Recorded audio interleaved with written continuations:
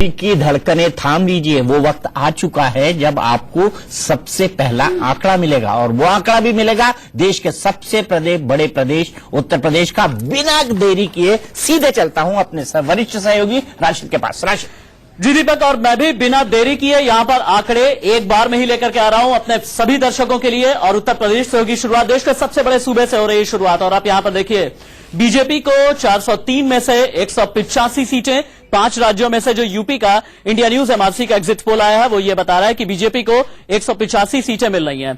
SP Congress alliance को 120 सीटें आ रही हैं, बीएसपी के खाते में आ रही हैं 90 सीटें और अदर्स के खाते में जा रही हैं 8 सीटें। मतलब यह है कि बीजेपी सबसे बड़ी पार्टी, सिंगल लार्जेस्ट पार्टी बनकर के उभर रही है। लेकिन 203 का जादुई आंकड़ा है उससे कि बीजेपी सबसे बड़ी पार्टी, सिंगल लार्जेस्ट पार्टी बनकर के उभर रही है। लेकिन 203 का जादुई आंकड़ा है उससे 15 और 3 यानी 18 सीटें दूर है बीजेपी। और एसपी कांग्रेस अलायंस के लिए यह निराशा की बात है और बीएसपी के लिए बहुत बड़ी निराशा की बात है। हम आगे यह भी बताएंगे कि वोट शेयर किसका है। लेकिन एक बार फिर से जो दर्शक हमारे साथ अभी अभी जुड़े हों वो एक एक करके हम दिखा देना चाहते हैं कि उत्तर प्रदेश की 403 विधानसभा सीटों में से जो हमारा सीट शेयर का प्रोजेक्शन है वो यह है कि बीजेपी को 185 सीटें मिलने जा रही हैं अभी के लिहाज से।